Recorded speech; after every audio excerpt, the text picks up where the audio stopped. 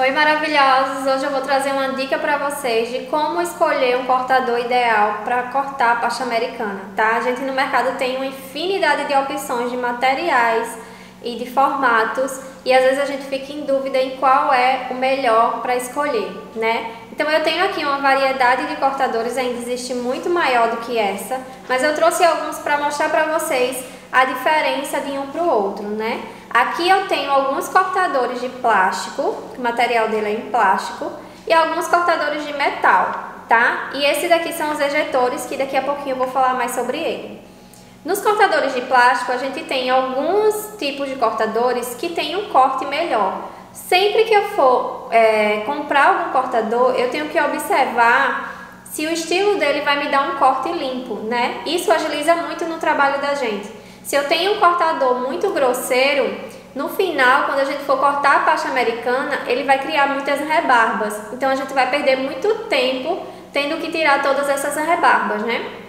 Quanto mais fininho for a parte do cortador que realmente faz o corte, melhor, menos rebarbas ele vai ficar, tá? Então eu tenho aqui, ó, esse de plástico, mas apesar de ser de plástico, ele tem essa superfície aqui que é o lado que faz o corte, bem fininho. Então com ele eu consigo um corte bem limpo na pasta americana. Aqui eu já tenho um de plástico que a superfície dele que faz o corte, ela é mais grossa. Então toda vez que vocês observarem um cortador que essa parte que faz o corte for um pouquinho mais grossa, vocês já sabem que ele vai criar rebarba, tá? Então dá preferência para o cortador que seja mais fininho.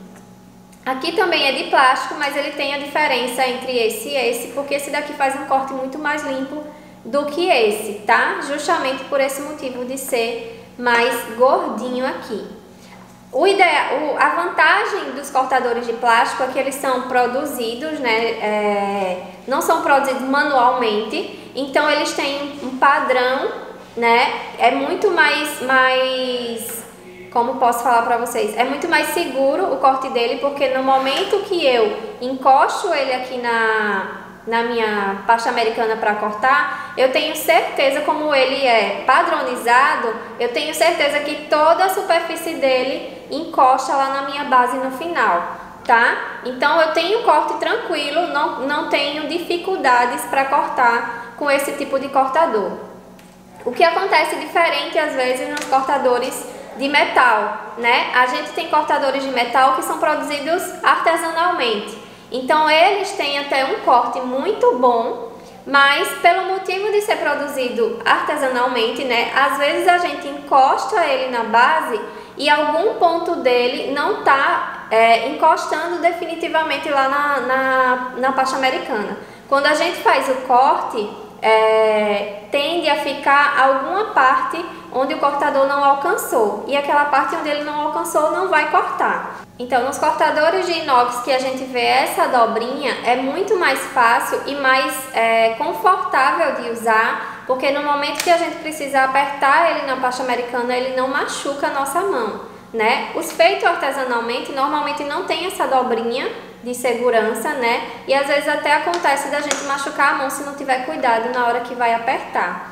Esse daqui também é um cortador de metal, apesar de não parecer, porque ele tem um revestimento, uma pinturazinha nele. Então deixa ele também tem um corte muito limpo, porque a superfície de corte dele é bem fininha. Também tem essa margem de segurança aqui que não machuca a minha mão na hora que eu vou apertar. E também é bonitinho, né? A estética dele é bem bonitinha por conta da pintura. Então sempre que vocês forem escolher um cortador para a pasta americana, dá preferência sempre. A primeira coisa que vocês vão observar é a superfície de corte dele, tá? Se ela é fina o suficiente para conseguir cortar e fazer um corte limpo sem deixar rebarbas, e também se ela tem essa dobrinha aqui de segurança, que também vai trazer mais conforto para a gente na hora de cortar, porque não vai machucar a nossa mão, né, na hora que apertar. Então outro tipo de cortador que a gente tem, que a gente encontra no mercado, né, são os ejetores, facilitam bastante a vida da gente também.